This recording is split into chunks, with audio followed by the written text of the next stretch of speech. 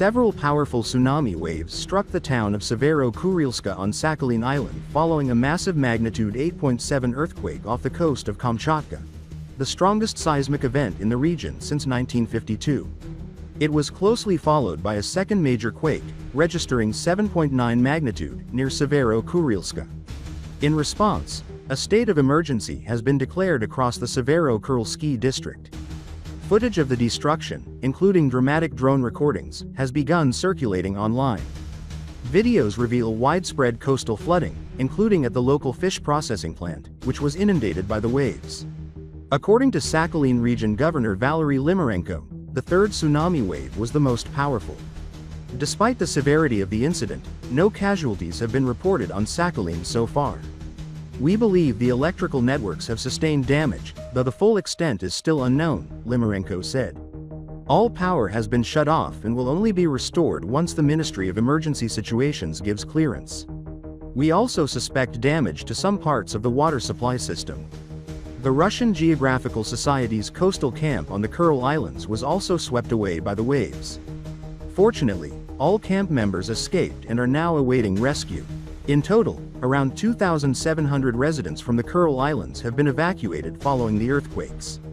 The tsunami warning remains in effect, and authorities have taken additional precautions, including reducing working hours for government offices. Meanwhile, the tsunami threat extended far beyond Russia. Coastal alerts were issued in Japan, where several whales were found washed ashore and shown on national television, as well as in Hawaii, Chile, Ecuador, Peru, Mexico, and China. As assessment of the damage continues, emergency services are working around the clock to ensure safety and restore infrastructure in affected areas.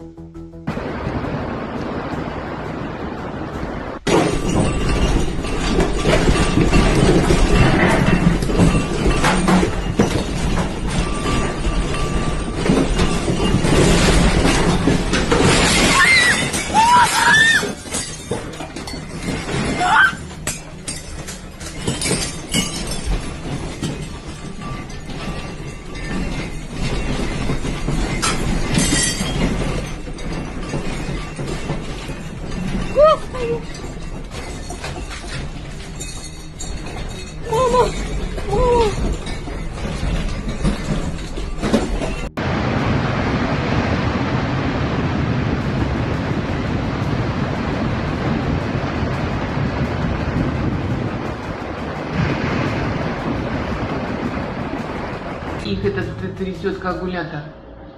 Смотри, он чё.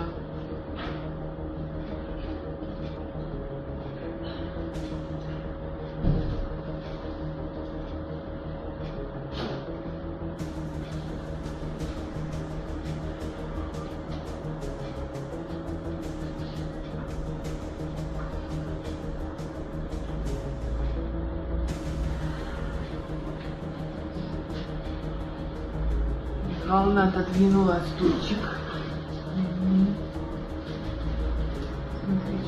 Он попадал там. А ты как что держишь, монитор? Монитор держу, но так, наш монитор, как давай болтаться, мы его потом сняли. А наш монитор тоже болтался? Болтался, мы его потом на пол поставили. Молодцы.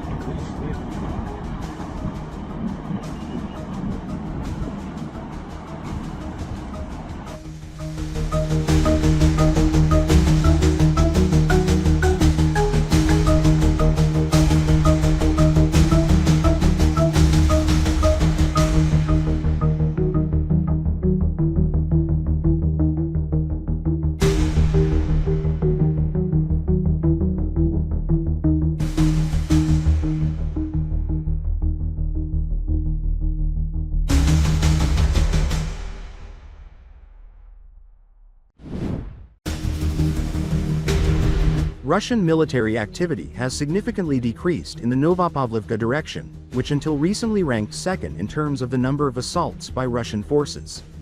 This update was shared by Viktor Trihubov, spokesperson for Ukraine's Khortytsia Operational Strategic Group, during an appearance on Espresso TV.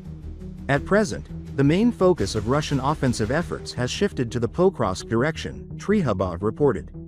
While this sector has always seen intense fighting, the scale of Russia's activity here now overshadows all other directions. In contrast, their efforts in the Novopavlovka area, previously a major hotspot, have notably declined. The Russians seem to have lost confidence in their objective of reaching the administrative borders of Dnipropetrovsk and Donetsk regions. That goal now appears far more distant than they had anticipated. For instance, on July 27, only 10 combat clashes occurred in the Novopavlovka sector.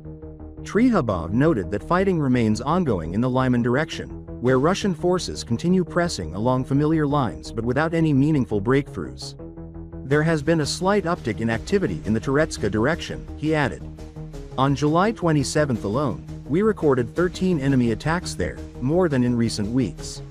Elsewhere, small Russian infantry groups are consistently applying pressure, attempting to breach Ukrainian lines for behind-the-front raids. The enemy is also maintaining heavy fire across multiple sectors, particularly through the active use of drones. In some directions, Russian forces have started to retreat, he said.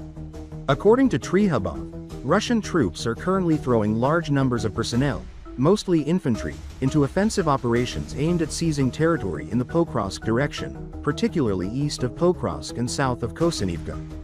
Their goal is to establish a foothold in any available settlement, regardless of the human cost. Russian commanders appear intent on entrenching their forces along the administrative boundary between Donetsk and Dnipropetrovsk regions in order to create the appearance of success. This is all about optics, Trihubov explained.